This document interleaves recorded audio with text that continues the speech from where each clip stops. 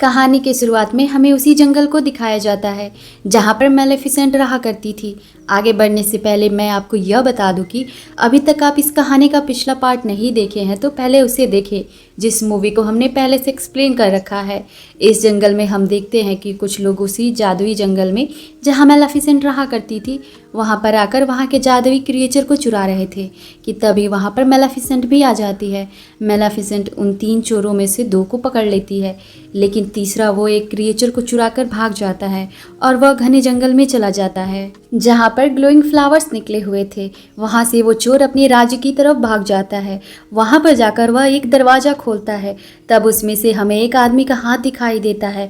वो आदमी जिसने उस क्रिएचर को चुराया था वो उस आदमी को क्रिएचर दे देता है। उसके कपड़ों पर वहीं ग्लोइंग फ्लावर भी लगा होता है। इसके बदले में वह उसे कुछ पैसे भी देता है। आगे हमें दिखाया जाता है कि उस राज्य के लोग अभी तक मेलेफिसेंट को अपना नहीं मानते थे।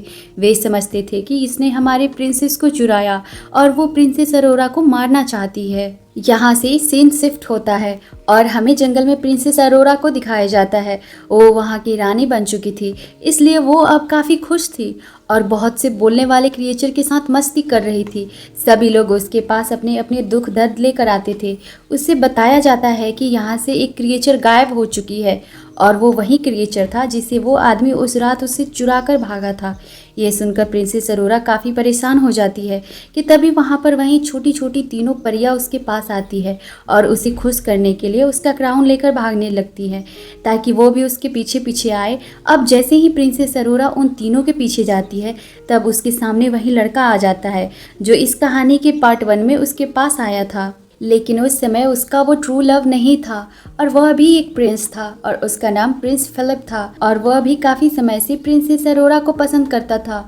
और यहाँ जब वो उसके पास आता है तब वो उसे प्रपोज कर देता है, जिसे सुनकर अरोरा भी काफ़ी खुश हो जाती है क्योंकि वह भी उसे पसंद करती थी। इस सारे नज़ारे को मेलेफिसेंट का कौवा यानी डेवियन भी देख रहा था, जिसके बाद वह सब कुछ मेलेफिसेंट को बता देता है। तब मेलेफिसेंट यह सुनते ही वहाँ से उड़कर प्रिंसेस अरोरा से बात करने के लिए चल देती है।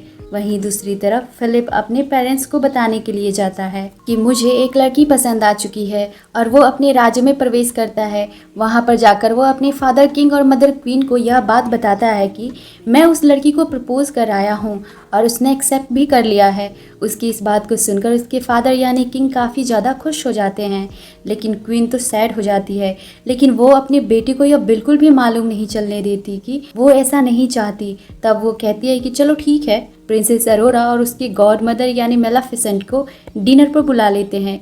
जंगल में हम मेलेफिसेंट को प्रिंसेस अरोरा के पास देखते हैं। मेलेफिसेंट कहती है कि तुम्हें मुझसे एक बार पूछ लेना चाहिए था उस लड़के से एंगेजमेंट करने से पहले, और वह उसे बताती है कि सच्चे प्यार जैसा कोई भी चीज़ नहीं होती क्योंकि लड़के हमेशा धोखा ही देते हैं और यही होता है। तुम्हारा ट्रू लव मैं हूँ और मैं ही हूँ जो तुमसे दिल से प्यार करती हो, इसलिए तुम्हारी भलाई के लिए मैं कह रही हूँ। तब प्रिंसेस अरोरा कहती है प्लीज़ आप ऐसा ना कहें, अगर आपको किसी ने धोखा दिया तो इसका मतलब यह भी तो नहीं कि इस तरह दुनिया के बाकी के लोग भी हो। तब मेलेफिसेंट कहती है कि ठीक है, मैं तुमसे प्यार करती हूँ इसलिए तुम्हारी बात मान रही हूँ। मेलेफिसेंट उसकी मासूमियत को देखकर उसकी बात मान जाती है। आगे हम देखते हैं वो दिन भी आ जाता है जो इन दोनों के फैमिली साथ में मिलकर डिनर करने वाले थे कि तभी हम देखते हैं कि क्वीन अपने एक सीक्रेट क्लोजेट में जाती है। उसके वहाँ पर जाते समय हम देख पाते हैं कि वो तो एक आयरन फैक्ट्री है। वहीं पर हम ग्लोइंग फ्लावर को भी देखते हैं और उसी के साथ वहाँ पर वो क्रिएचर भी था जिसे वो आदमी ने चुराया था। क्वीन वहाँ पर जाकर उस आदमी को जल्दी से काम को पूरा करने के लिए कहती है कि तभी वहाँ पर हम स्पिनिंग व्हील को भी देखते हैं जिस पर सेम उसी तरह की सुई लगी हुई थी। यहाँ पर हमें क्वीन के सीक्रेट के बारे में कुछ ज़्यादा नहीं पता चल पाता। अब दूसरी तरफ मेलेफिसेंट का कौवा जो कि अब इंसान के रूप में खड़ा था और प्रिंसेस अरोरा डिनर पर जाने के लिए तैयार हो जाते हैं। मेलेफिसेंट जैसे उस राज्य में अपना पैर रखती है तब वहाँ के सभी लोग उससे डरकर छुपने लग जाते हैं और कुछ लोग तो अपना वेपन्स भी लेकर अलर्ट हो जाते हैं। उन्हें ये लग रहा होता है कि मेलेफिसेंट एक चुड़ैल है, लेकिन मेलेफिसेंट उन सभी के शकल को देखकर एंजॉय कर रही होती है और उन्हें कुछ भी नहीं कहती और आगे की तरफ बढ़ती रहती है, जिसके बाद वह तीनों अंदर पहुंच जाते हैं और सभी लोग मिलकर अपना अपना डिनर स्टार्ट करते हैं। यहाँ पर क्वीन मेलाफिसेंट से अच्छी अच्छी बातें करने की बजाय उसका पुराना वक्त याद दिलाने लगती है कि तुम ही थी ना जिसने इस बेचारी को श्राप दिया था। उसकी बातें सुनकर किसी को भी अच्छा नहीं लग रही होती है। यही नहीं, वो मेलाफिसेंट से यह भी कहती है कि तुमने तो इंसानों को भी मारा था, याद है ना। तब मेलाफिसेंट कहती है कि आपके राज्य के कुछ लोग मेरे जंगल में आए थे, मेरे क्रिएचर चुराकर भाग रहे थे। अब इनमें बातें बढ़ने लग जाती हैं। यह सुनते हुए किंग अपनी बीवी यानी क्वीन से कहता है कि खामोश हो जाओ, ये कैसी कैसी बातें किए जा रही हो। और दूसरी तरफ अरोरा भी कहती है कि प्लीज़ आप भी शांत हो जाएं, लेकिन क्वीन फिर भी बाज नहीं आती और अजीब अजीब बातें करने लगती है। वो कहने लगती है कि अगर मेरे बेटे और प्रिंसेस अरोरा की शादी हो गई तो इसकी असली मदर कौन होगी। यह सुनकर मेलाफिसेंट को काफ़ी दुख होता है, क्योंकि वह खुद को ही प्रिंसेस अरोरा की मदर मानने लगी थी। उसकी यह बात सुनते ही गुस्से में आ जाती है और ग्रीन कलर एनर्जी बाहर निकालते हुए वे अपने विंग्स को फैला लेती है और सभी लोग दूर जाकर गिरते हैं। यह देखकर क्वीन डरकर किंग के पीछे छुप जाती है, लेकिन किंग भी बेचारे नीचे गिर जाते हैं। यह देखकर क्वीन ऊंची ऊंची बोलने लगती है कि मेलाफिसेंट ने किंग को श्राप दे दिया है, और अरोरा उनकी बातों पर यकीन कर लेती है और मेलाफिसेंट से कहती है कि प्लीज़ आप अपना श्राप वापस ले लीजिए, क्यों बार बार सब पर श्राप डालती रहती हैं। तब मेलाफिसेंट कहती है कि अरोरा तुम भी यह कह रही हो, जो मैंने ऐसा कुछ भी नहीं किया।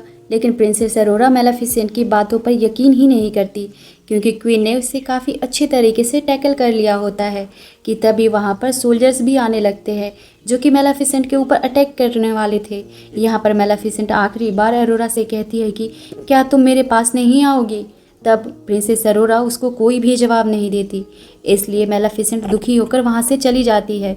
उसके साथ उसका कौवा भी खिड़की तोड़कर बाहर चला जाता है। लेकिन वहाँ पर एक लड़की थी जो उस राज्य की सैनिक थी। वो अपने आयरन बुलेट से मेलाफिसेंट के ऊपर अटैक कर देती है, जिसके चलते वो बेचारी मेलाफिसेंट गहरी समुद्र में गिर जाती है। यहाँ पर राज्य में किंग बेहोश पड़े थे और सभी लोग काफ़ी परेशान होते हैं। उनका बेटा यानी फिलिप अपने मदर क्वीन से अपने डैड के माथे पर चुमने के लिए कहता है और यह भी कहता है कि आप उनसे सच्चा प्यार करती हैं ना, आप उनकी वाइफ हैं, हो सकता है कि वो दोबारा से ठीक हो जाएं। लेकिन क्वीन अंदर ही अंदर अजीब तरह से मुंह बनाती है, क्योंकि ना तो वो किंग से सच्चा प्यार करती थी और ना ही वो ऐसे मनगढ़ंत कहानियों पर बिलीव करती थी। देखा जाए तो वह एक लालची औरत थी, लेकिन वो अपने बेटे के कहने पर ऐसा करती है। लेकिन किंग की आंखें नहीं खुलती। अब अरोरा को यह सब कुछ देखा नहीं जाता। तब वो कहती है कि मैं जाकर अपनी मदर मेलाफिसेंट से बात करूंगी कि वो अपने श्राप को ख़त्म कर दे। अब जैसे ही वह जंगल में जाती तब उससे सारे लोग कहते कि हमने अभी तक मेलाफिसेंट को नहीं देखा, वो यहाँ पर अभी तक नहीं आई। दूसरी तरफ किंग की वही सोल्जर समुद्र पर नज़र रखी होती है कि मेलाफिसेंट कब यहाँ से निकलती है। लेकिन तभी वो देखती है कि कोई क्रिएचर आकर मेलाफिसेंट को अपने साथ लेकर जाता है। वो फ़ौरन जाकर यह बात क्वीन को बताती है। तब क्वीन कहती है कि जितना जल्दी हो सके उसे रोको, और दूसरी तरफ प्रिंसेस अरोरा वापस उसी राज्य में आ जाती है। लेकिन उसके साथ एक क्रिएचर छुपकर उस राज्य में आ गया था। वो क्रिएचर वहीं पर पहुंच जाता है जहां पर पहले से एक क्रिएचर था जो चोरी हो गया था, और उसे भी वो आदमी कैद कर लेता है। यहाँ पर प्रिंसेस अरोरा क्वीन से कहती है कि मुझे मेलाफिसेंट कहीं पर भी नहीं दिखी, क्या उन्हें कुछ हो तो नहीं गया। यह सुनकर क्वीन कहती है कि परेशान होने की कोई ज़रूरत नहीं है, वो बहुत स्ट्रांग है, वह कहीं ना कहीं ज़रूर सुरक्षित होंगी। यह कहकर वह अपनी बातों से फंसाने की कोशिश करती है। दूसरी तरफ वही सोल्जर जिसने मेलाफिसेंट को मारा था वो समुद्र पर नज़र गड़ाए होती है कि जैसे ही मेलाफिसेंट नज़र आए तो वह उसे मरवा दे। अगले दिन ऐलान किया जाता है कि आने वाले 3 दिन के अंदर ही प्रिंस फिलिप और प्रिंसेस अरोरा की शादी होने वाली है, और हम सब चाहते हैं कि यह लड़ाइयाँ छोड़ दे, क्योंकि हम सुलह करना चाहते हैं। इस बात को जंगल के सभी क्रिएचर सुन रहे होते हैं, मतलब कि जंगल के सभी लोग इनवाइटेड हैं। दरअसल उनका यह प्लान होता है कि मेलाफिसेंट को मारकर जंगल के सभी क्रिएचर को कैद कर लिया जाए, ताकि वहां पर सिक्योर करने के लिए कोई भी ना बचे, जिसके बाद उस जंगल पर कब्जा कर लिया जाएगा। दूसरी तरफ देखते हैं कि मेलाफिसेंट की आंख खुलती है, वो काफ़ी जख्मी होती है। तभी उसे वहाँ पर कुछ क्रिएचर की आवाज़ आती है जो कह रहे होते हैं कि हम इंसानों पर अटैक करने वाले हैं। इन सभी के ही बड़े बड़े विंग्स होते हैं और सिर पर सिंग होते हैं, और बिल्कुल मेलाफिसेंट की तरह ही लग रहे होते हैं। वो जंगल में रहने के लिए आए थे क्योंकि उन्हें लग रहा था कि जंगल उनके लिए सेफ पॉइंट होने वाला है। मेलाफिसेंट भी यह सब बातें सुन रही होती है और उनमें से एक मेलाफिसेंट के पास आकर कहता है कि हम सभी में भी अपना पावर ट्रांसफ़र करो, इंसानों को कैसे हराया जा सकता है, हमें भी बताओ। लेकिन उसके इस हरकत से मेलाफिसेंट गुस्से में आकर उसे दूर फेंक देती है। इन सभी का लीडर का नाम बोरा होता है। वो जब देखता है कि मेलाफिसेंट के अंदर इतना ज़्यादा पावर है कि वह किसी भी को भी इतनी दूर फेंक सकती है, तो वह कुछ भी कर सकती है, यह जानने के बाद वह काफ़ी खुश भी होता है जब वह उसे टैकल करने में काफ़ी आसानी होने वाली है। अब बोरा का साथी मेलाफिसेंट को अपने साथ कैब में लेकर आ जाता है और उससे बताने लगता है कि यहाँ पर बुरी और अच्छी फेरीज एक साथ रहा करती थी, क्योंकि इंसानों ने उन्हें काफ़ी ज़्यादा हंट करने लग गए थे, जिस वजह से वह उन्हें एक साथ रहना पड़ा था। जिसके बाद वो मेलाफिसेंट को लेकर एक स्टैचू के पास आ जाता है।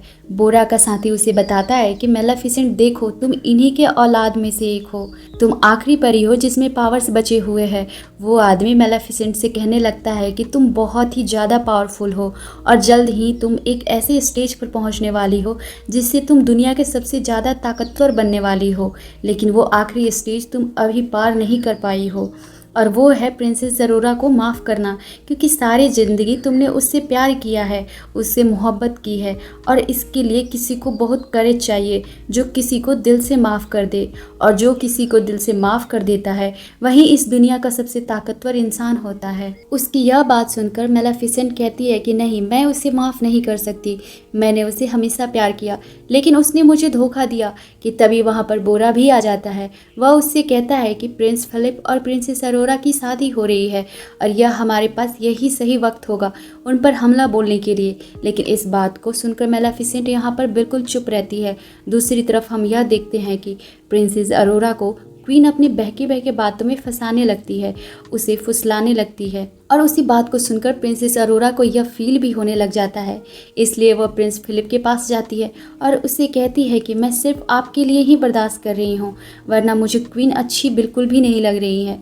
दूसरी तरफ हम यह देख पाते हैं कि क्वीन के वही आदमी जो कि उस आयरन वाली फैक्ट्री में काम कर रहा था, उस ग्लोइंग फ्लावर के ऊपर वो उससे कुछ डस्ट तैयार कर लेता है, जो बताता है कि इस डस्ट से परियां मर सकती हैं और ये मैंने मेलाफिसेंट को मारने के लिए तैयार किया है। इस एक्सपेरिमेंट से क्वीन काफ़ी ज़्यादा खुश हो जाती है, जिसके बाद चेक करने के लिए एक क्रिएचर के ऊपर उस डस्ट को जैसे ही डाला जाता है तब वो पूरी तरह से तबाह हो जाता है। यह देखकर क्वीन और भी ज़्यादा खुश हो जाती है। लेकिन यह आदमी उससे कहता है कि इस पाउडर को बनाने के लिए हमें उस फूल यानी ग्लोइंग फ्लावर्स की ज़रूरत पड़ने वाली है। इसलिए क्वीन अपनी कुछ सोल्जर को वहाँ जंगल में उस फ्लावर को लेने भेज देती है। लेकिन इस बात की भनक मेलाफिसेंट को भी लग जाती है और वो वहाँ पर पहुँच जाती है, लेकिन तब तक बहुत देर हो चुकी थी। सभी फ्लावर वहाँ से गायब हो चुके थे। यह देखकर मेलाफिसेंट काफ़ी उदास हो जाती है, क्योंकि उसके साथ हमेशा बुरा ही हुआ था। कि तभी छुपे हुए सोल्जर्स मेलाफिसेंट पर अटैक करने लग जाते हैं, लेकिन तभी उसके सामने बोरा का साथी आकर उसे बचा लेता है। यह देखते हुए मेलाफिसेंट एक शील्ड बना लेती है जिससे वे लोग प्रोटेक्टेड हो जाते हैं, और बोरा बाकी सोल्जर्स पर अटैक करके उन्हें मार गिराता है। और जैसे ही बोरा के साथी को वापस लाते हैं, लेकिन तब तक बहुत देर हो चुकी होती है और वह मर जाता है। अगली सुबह हम देखते हैं कि प्रिंस फिलिप और प्रिंसेस अरोरा की शादी का इवेंट शुरू होने वाला था और जंगल के सारे क्रिएचर्स उस राज्य की तरफ जा रहे थे। और जब मेलाफिसेंट और कौवा, जो कि इंसान के रूप में था, वो अंदर जाने लगता है, लेकिन कुछ सोल्जर उसे अंदर जाने से रोक देते हैं।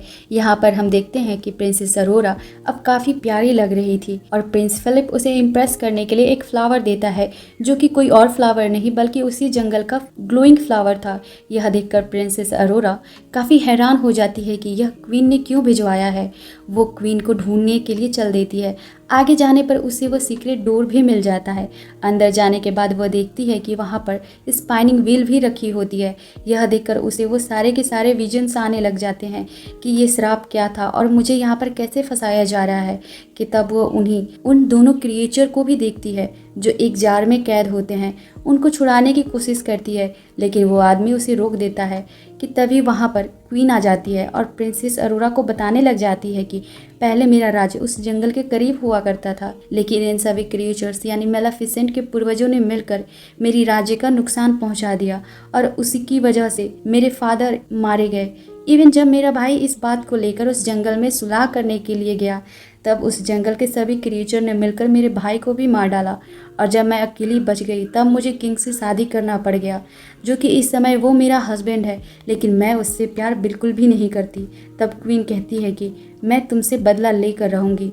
क्वीन सोल्जर को ऑर्डर देती है प्रिंसेस अरोरा को एक रूम में कैद कर दिया जाए, और ऐसा ही होता है, उसे कैद कर दिया जाता है और फिर उन सभी क्रिएचर्स को भी एक रूम में बंद कर दिया जाता है और फिर वही पाउडर उनके सामने फेंका जाता है जो कि उस आदमी ने तैयार किया था, जिसकी वजह से सारे के सारे क्रिएचर्स वीक होने लग जाते हैं। यहाँ पर जिस रूम में अरोरा होती है उसी रूम में उसके लिए शादी के कपड़े रखे गए होते हैं, जो अब प्रिंसेस अरोरा उस कपड़े को फाड़ कर एक रस्सी बना लेती है और उस बिल्डिंग से नीचे जाने की कोशिश करने लगती है।